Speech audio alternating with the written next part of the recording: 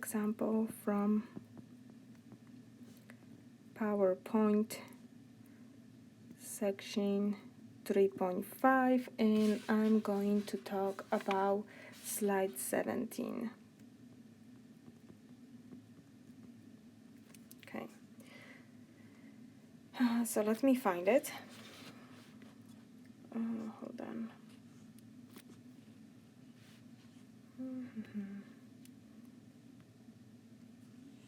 3.5.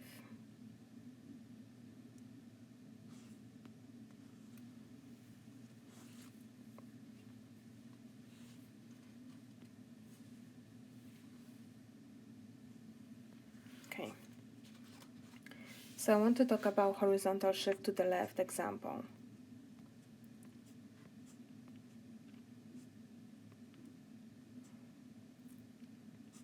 Right here.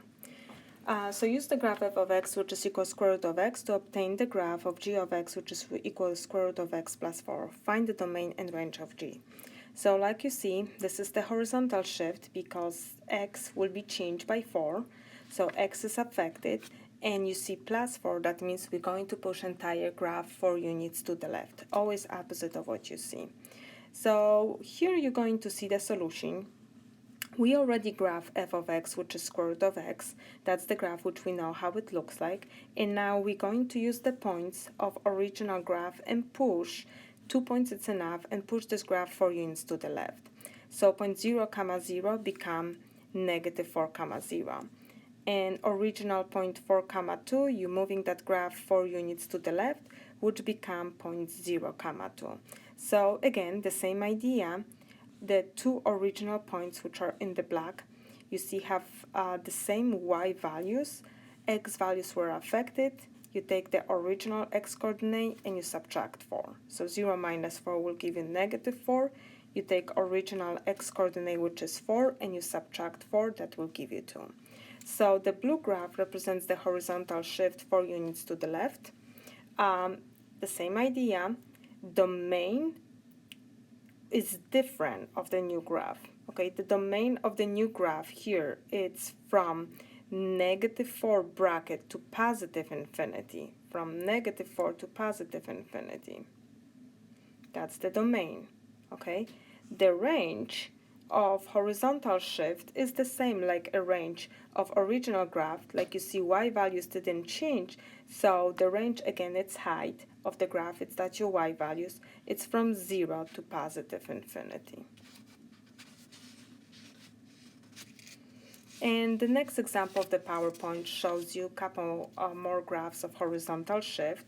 In this case, on this slide, you see that you have a function in red, y2 equal x minus 3 to a second power. What that means, that original graph, which is x squared, was pushed 3 units to the right. So the x squared graph, that's the one which is in the blue on this slide, and it was pushed 3 units to the right. And the black graph, it's also horizontal shift, but it will be horizontal shift 2 units to the left. Original graph, which is x squared, was pushed 2 units to the left. So that's how horizontal shift looks like. The next 2 slides just give you the definition, which again you don't need to memorize. I just want you to understand the horizontal shift to the right and to the left. Next, what I want to talk about this example. Graph the function f of x, which is equal absolute value of x plus 3 minus 5. Find the domain and range. We will go over this example. I just want to quickly describe the 2 transformations which you see in this graph. So I'm going back to the notes. Okay.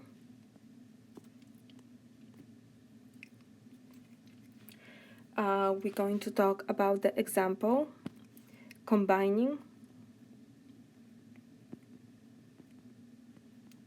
vertical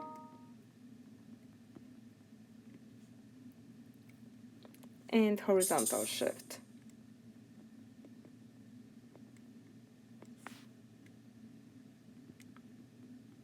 Okay, so this is the example. Graph f of x, which is equal absolute value of x plus 3 minus 5 using, I'm going to add it, transformations.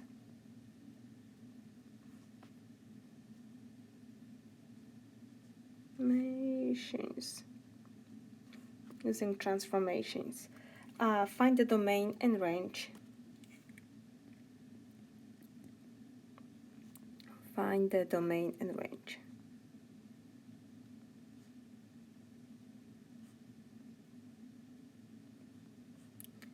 Of f of x.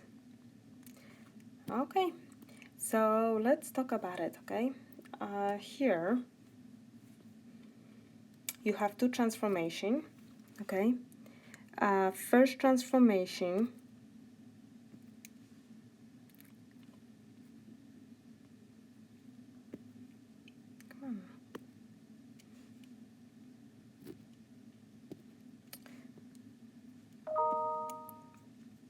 first transformation, so we have two transformation.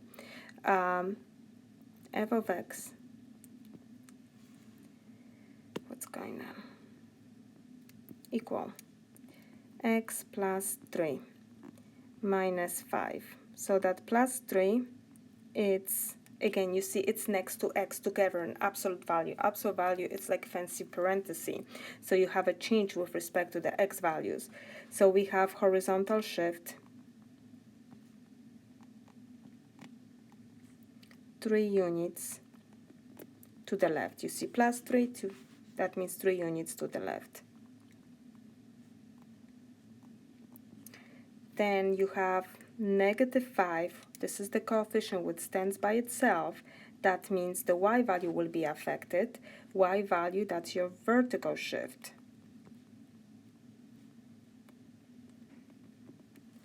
Five units down. For vertical shift, what you see, that is true, so 5 units down. Okay, so what I'm going to do, I'm going to graph absolute value of x first. That's your original graph.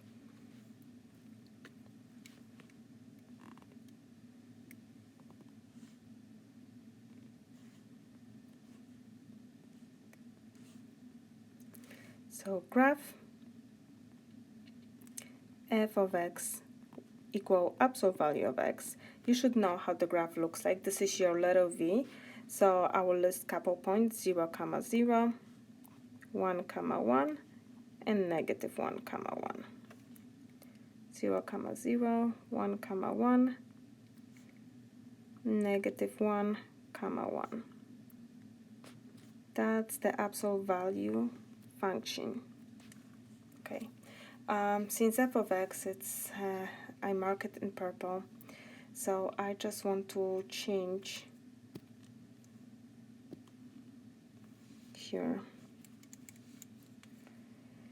Okay, and mark, sorry, the new graph. I'm going to name it g of x, the one with transformation. Okay, I'm sorry, just to make sure. Find the domain of, let's just change that to g of x.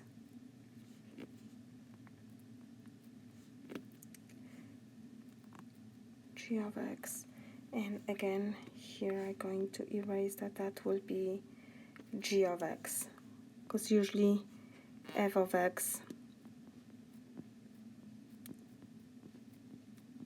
I describe as the original graph, so it's not going to be the confusion. So g of x, we pushing graph 3 units to the left, 5 units down. So 3 units to the left, 5 down. So I'm using this point, I'm pushing 3 units to the left, 1, 2, 3, and I'm going 5 units down, 1, 2, 3, 4, 5, right here. And I'm using point 1, 1.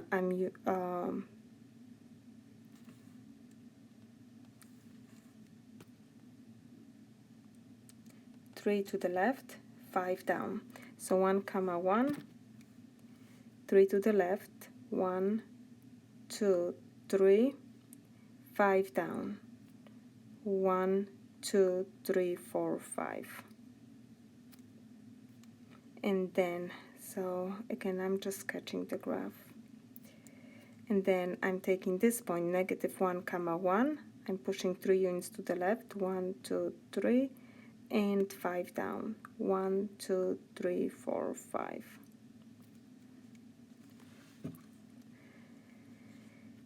Okay, since I'm doing that by hand, it should be more symmetric. Okay. So the shape of the graph, it's not going to be changed. It still looks like letter V. Okay.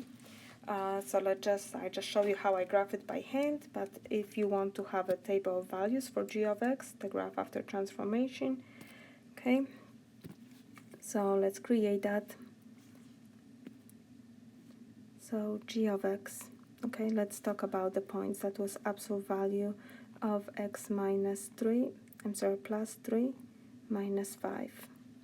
So when you have x, g of x right here, and we're going to have a points x comma y. So I use the original point of graph f of x. So I used the 0, 1, and negative 1. Since here we have horizontal shift and vertical shift, the x and y values are affected. So what we did, original point, which we had right here, you can just plug it in, but I'm using right here 0, 0.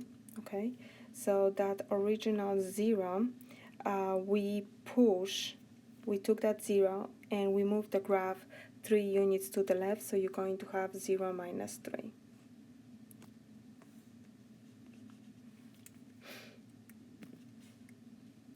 Minus 3, which is just negative 3. So we have a negative 3. And the y values, original y values was 0. You're not going to have a 0 because we're pushing graph 5 units down.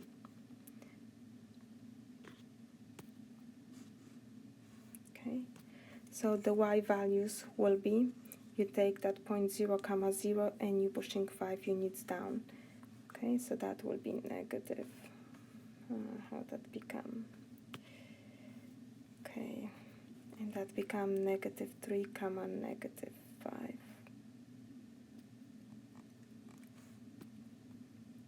Right here, negative 3, negative 5. Okay, next, originally we have x equal 1, since we're pushing that x 3 units to the left. So I have 1 minus 3. 1, why doesn't write? Minus 3, which is negative 2. So you have negative 2, and originally you had y values equal 1. We're pushing 5 units down, so 1 minus 5, that will give you negative 4. And next one, originally we had negative 1 for x. We push graph 3 units to the left, so negative 1 minus 3 will give you negative 4.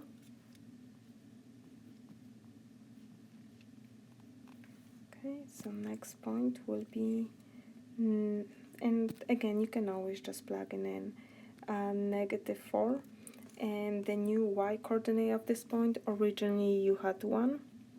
However, we're pushing graph 5 units down, so 1 minus 5 will give you negative 4. So this is the point, negative 1, negative 2, negative 3, negative 4, negative 4. That's the one which I'm talking about.